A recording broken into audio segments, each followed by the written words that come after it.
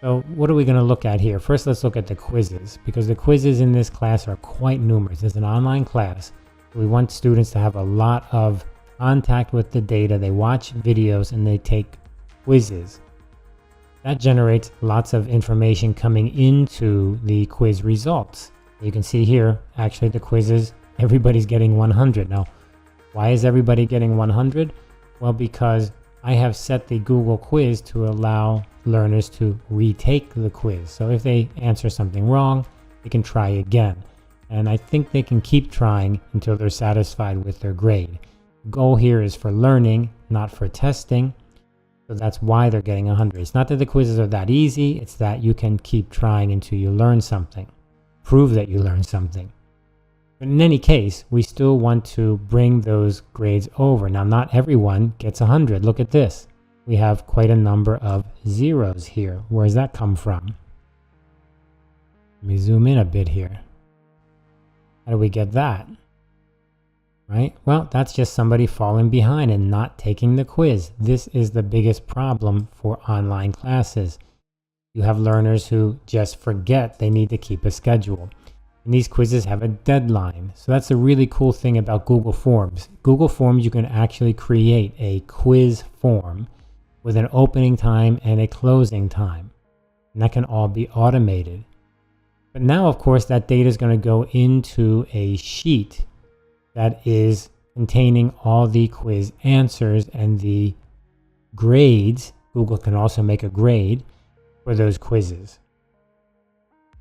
Here is the document for my quiz grades. The document's named Quiz Grades Quiz and QRP Evaluation. So I have my quizzes and homework assignments, which are called QRP, Quick Research Papers.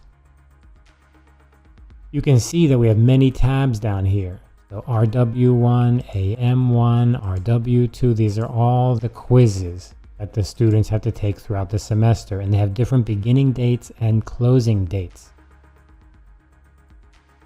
So the students use the form, they answer the quiz questions, it gets sent into the Google Sheet here. Now what do we do? Well, we do have a score column here. So for example, 4 of 4, you can see many students are getting 4 of 4. That means there were 4 questions, they got 4 right. This student got 3 out of 4 right. Other quizzes have different numbers of questions. Like here we have 21 questions and some students get 21 out of 21. This one gets 9 out of 21. Here's another example with 6 questions, and you can see many people are getting 6 out of 6. As I said, you can keep retaking it until you get the score you're satisfied with. This one has 46 questions. So all of these quizzes are different. So that's kind of a key point. But you do get a score here. So this is a fraction. So Google finishes the quiz, sends it into these sheets one by one. Each week, each quiz gets completed. Now, how do I bring this into my grade sheet? Over here on the grade sheet, what I'm going to do is I'm going to import that data. Let's look quickly at my quiz setup. I do use Google's form in the quiz format, which is super helpful. If you don't know about it, Google Forms actually have an option for you to choose to set the form to be a quiz. This is really useful for teachers or trainers oriented towards trying to test learning uptake. Now, what we have here is I go ahead and divide my quiz into sections. And what I do is I ask learners to answer some of the questions in each section. But then I have many questions. So for example, here I say answer 2 questions in this section. All questions are based on the lecture videos. So there's actually many more than 2 questions here. And then Google does randomize and mix up the questions in the sections so that students are not easy to cheat. They can't just tell each other what the answers are because they mix up when Google presents them. That's one of the options in the quiz format. But also, I just have many questions in case students want to try to answer more, they can. But the requirement, like here, is less than the total number of available. And this also helps me to have many different questions that different students will choose to answer, again, helping me to avoid easy cheating, and also for students to have a chance to answer what they think they've learned, or to find questions that they think they know the answer to, or as in my experience, many students just like to answer more questions. So that's possible. You see here, section 4, answer 2 questions in this section. So I think I'll have a total of, how many sections do I have here? I've got 6 sections. So if you answered 2 in each, that would be 12 total. And actually I'm going for, I think, a number of 10 is my target, that I want to get 10 questions out of each one. But if a student does more, that's okay. Remember, they're going to get feedback right away when they press the submit. Google is going to tell them how many they got right, how many they got wrong, and they can go in and try again if they want to. And I find that they'll be very helpful for learning. This is an example of some complicated code, and I can go ahead and ask the AI to help me. And the perfect example would be something like this. I'll show you.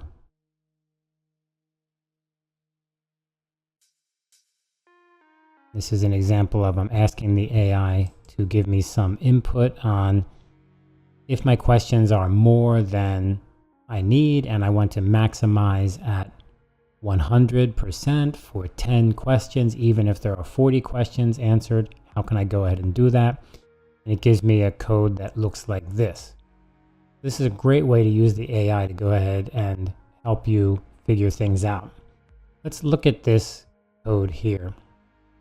Try to understand it a little bit. This is my code for the quizzes. So let me just pick out a few important places here. We're going to use the query, and for the query we're going to grab the information from the quiz page. But how do we know what the quiz page is? Well, we'll check that in a second. We're going to go ahead and select some of it, which is only the score. So for example, if it's 6 out of 6, remember, or if it's 10 out of 40, it has that kind of score in the Google Sheet for the quizzes.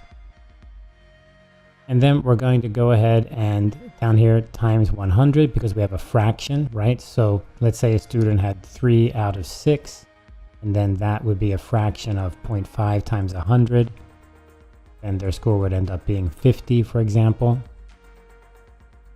Also, I want to know what are my actual number of questions, because this fraction here is not really accurate, because it's coming out to be, for example, 50%, but that 50% may be more than 10 questions, right? So if there's 40 questions and a student answered 20 of them correctly, it would be 20 out of 40, so this would be 50%, but I want to require students to only answer 10 questions. If they can get 10 right, then that's good enough for me. So I'm going to use a substitute command here. Go ahead and substitute this total number of questions with another option, depending on how many questions are in the quiz. Let's take a look at that real fast. Okay, let's come back to our actual example here. This is my page. So we're going to jump right into it. Now, if error, we're going to ignore that for now, because that's just if something goes wrong, then don't show the error message, just show this blank here. So we're looking at the defaults B10. Now remember, I like to keep a key or a default. So defaults B10 is over here, and it's going to be B10. And this is the quiz document. This is where all my quiz grades are. And remember, we use the key. The key is super helpful, so we don't have to write this every single time, and we can just reference it here, B10. So go to defaults, B10, import that range, and I want you to import K2. Remember, here we need to have the tab name.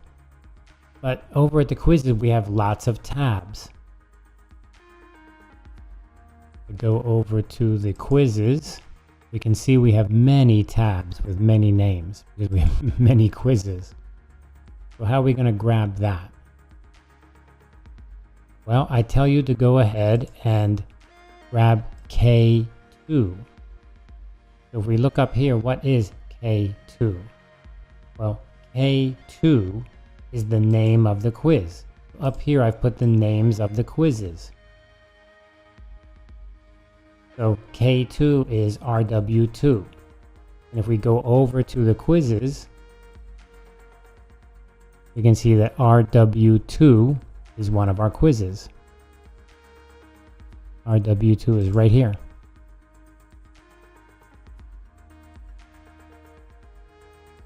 Okay, let's continue. So I say grab that K2, and then inside there grab B2 to D. I want to go over to the quiz. I want to go over to the RW2 quiz, and I want to grab the data that's in B2 to D. So B2 all the way to D and then all the way down. So what are we grabbing? We're going to be grabbing the student's number and the final grade. These are the two things we need because we need to match. We need to figure out which student has which grade. We cannot just grab the whole thing and use it. We need to query it.